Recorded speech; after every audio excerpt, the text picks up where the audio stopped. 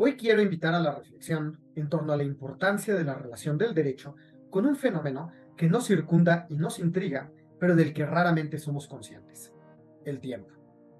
El tiempo y el derecho, o el derecho y el tiempo, son dos realidades intrínsecamente unidas, primordialmente porque ambas son fenómenos humanos.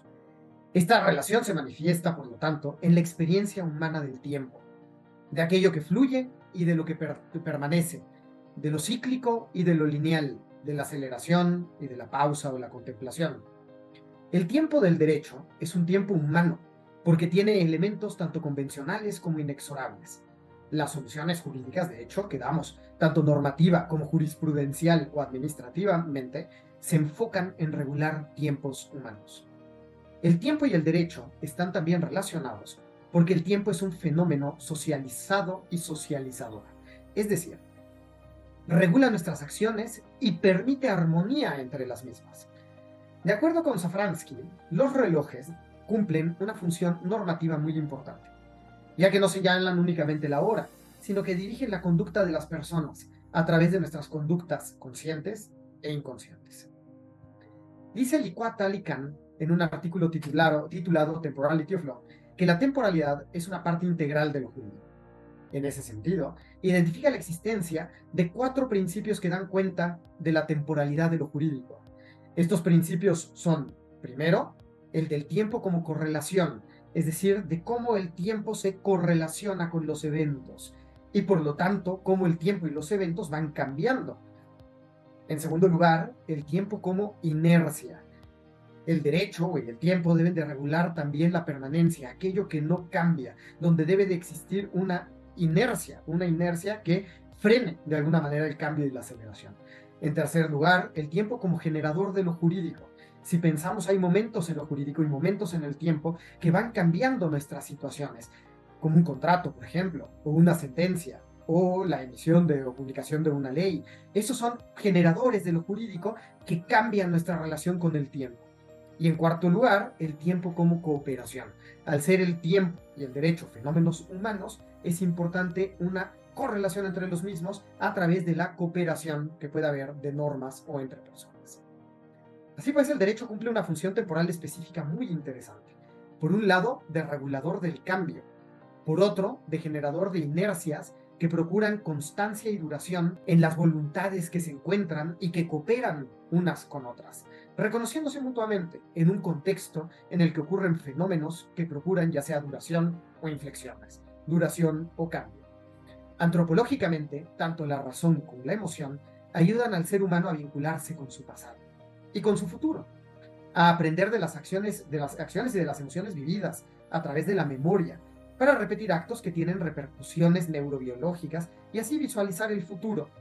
François Host, un jurista belga, dice así en una obra acerca del tiempo y el derecho, que de los 3 momentos o dimensiones temporales, el pasado se encarga de regular, por un lado, la memoria, aquello que recordamos, pero también el olvido y el perdón. No puede haber memoria sin olvido, y ahí el derecho tiene una función específica muy importante. Del presente como visión, porque es en el presente donde vemos, donde ponemos atención, donde generamos normas, sentencias, donde podemos ser agentes de cambio vinculando el pasado con el futuro. Y el futuro como promesa, por un lado, pero también como puesta en entredicho.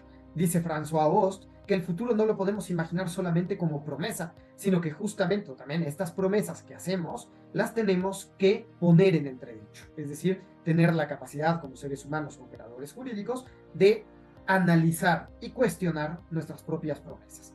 En este sentido, el tiempo también se vincula de una manera muy estrecha con el derecho a través de la forma en la cual operan los agentes o los operadores jurídicos, la forma en la cual entendemos y creamos el derecho. Es importante tomar en cuenta, en ese sentido, a nosotros como sujetos que operamos con lo jurídico. Así dicen algunos autores que el legislador es el operador o el agente del futuro, el poder ejecutivo del presente y el juez del pasado. Pero la invitación, en este sentido, no es a quedarnos solamente con esta imagen reduccionista, sino tomar en cuenta cómo los distintos operadores de lo jurídico vinculan a través, o vinculamos también a través de nuestras acciones, tanto el pasado con el presente y por supuesto con el futuro. El juez tiene una responsabilidad muy especial, no solamente para observar el pasado y juzgar hechos ocurridos en el mismo, sino también para imaginar soluciones y criterios que podrán aplicarse en el futuro. Por último, quisiera hacer notar que la vinculación entre el tiempo y el derecho, si bien es necesaria por sus perfiles antropológicos, también puede ser desvirtuada. François Host, de nuevo, lo reconoce a través de 4 riesgos de destemporalización. Al primero lo llama nostalgia de la eternidad, que significa rechazar que somos finitos, lo que implica que podemos generar ideologías. Si no reconocemos nuestra intrínseca finitud como seres humanos, tendremos un terreno fértil como operadores jurídicos o políticos a través de esta nostalgia de la eternidad, de generar ideologías que pueden ser totalizadoras y por lo tanto peligrosas. Al segundo riesgo de destemporalización lo llama vértigo de la entropía, que significa abandonarse en el transcurso entrópico del tiempo físico, es decir, desordenado, dejar que todo vaya pasando, sin una capacidad clara de vincular el pasado y el futuro, lo que puede producir una crisis en la cultura o privilegiar también solo el presente o el instante. Al tercer riesgo de destemporalización lo llama Host la tentación del determinismo, que supone acudir a un pensamiento determinista que crea una representación de un tiempo homogéneo y uniforme, con un riesgo de promover un pensamiento homogéneo, sin cambios, sin posibilidad de ver las diferencias o la diversidad en el pensamiento y en los distintos tiempos, así como la de dominación de los mercados, también incluye él. Y al cuarto riesgo de destemporalización lo llama el riesgo de discronía. En toda sociedad existen distintos tiempos que contrastan entre ellos, a lo que podemos llamar policronías. Todos los seres humanos, todos los procesos que se viven tanto en el contexto del medio ambiente como de las empresas, como del poder judicial, de la administración pública o de cada ser humano en específico, tenemos o solemos tener una manifestación de nuestro propio tiempo o ritmo. A esto es a lo que Host conoce como policronías. Por ejemplo, el tiempo rápido del consumo frente al tiempo lento de la producción o de la regeneración de los recursos naturales, o el tiempo lento de la reflexión frente al tiempo rápido de la comunicación mediática. Vemos estos distintos ritmos y estos distintos tiempos. El no tomar en cuenta por parte del derecho y los operadores jurídicos de los distintos tiempos, ya sea de las normas, de las instituciones, de los seres humanos, de los poderes públicos, de las corporaciones, de las comunidades indígenas, de las minorías, etcétera, etcétera, no lograremos encontrar los equilibrios necesarios en la práctica del derecho. Por eso a este riesgo lo conoce o lo llama como riesgo de discronía. Aquí me parece que tenemos un reto muy importante los operadores jurídicos y en específico dentro del contexto del Poder Judicial para saber identificar estas policronías, estos distintos tiempos y lograr equilibrios entre ellos. El reto es mayúsculo, pero es importante tomar conciencia acerca de las distintas manifestaciones de estos tiempos para poder lograrlos. La ponderación, por ejemplo, de derechos, no es otra cosa que intentar lograr equilibrios entre estos distintos tiempos o policronías.